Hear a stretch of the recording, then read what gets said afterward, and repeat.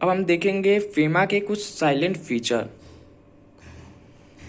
FEMA replace the FERA which focus and management of foreign exchange rather than the regulator of a foreign exchange.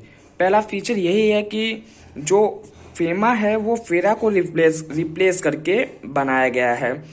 किस लिए बनाया गया? To focus the management करने का, किसका? Foreign exchange का, rather than the regulate, ना कि रेगुलेट करने का। जो फेरा था वो फॉरेन एक्सचेंज को रेगुलेट करता था, पहले बहुत ज़्यादा रिस्ट्रिक्शन था, तो फेरा को हटाकर फेमा लाया गया, मतलब उसको मैनेजमेंट किया गया, उसका मैनेजमेंट करने के लिए, और उसको थोड़ा सा बल्कि बहुत ज़्यादा था, फेरा जो था वो बहुत ज़्यादा रिस्ट्रिक्टेड था, उसको कम करने के लिए।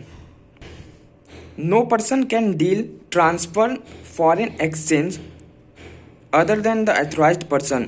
अथोराइज्ड पर्सन के अलावा कोई और पर्सन फॉरेन एक्सचेंज में डील नहीं कर सकता, ट्रांसफ़र नहीं कर सकता। ये नहीं कि अब सारे पीपल्स जो हैं वो फॉरेन एक्सचेंज में डीलिंग करना शुरू कर दें, उन्हें सम अथोराइज्ड पर्सन को ही ये पावर दिया गया है।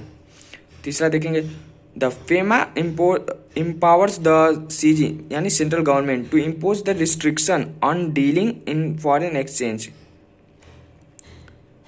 मतलब ये कि सेंट्रल गवर्नमेंट को कुछ पावर दिया गया है, who can restrict on dealing of a foreign exchange and foreign security.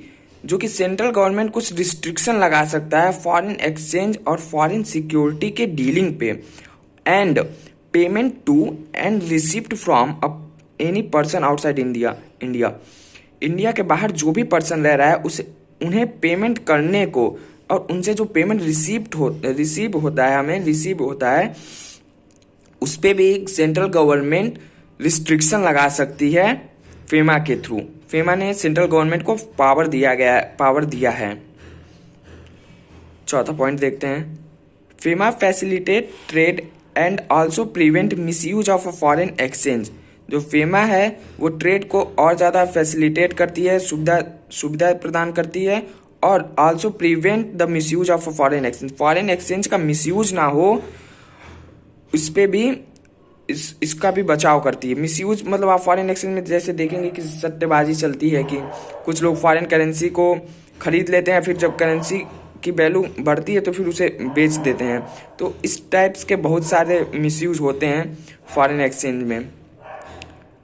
Fifth point देखेंगे, the act impose restriction on person resident in India on acquiring, holding और ओनिंग ऑफ फॉरेन एक्सचेंज और foreign security and immovable property abroad.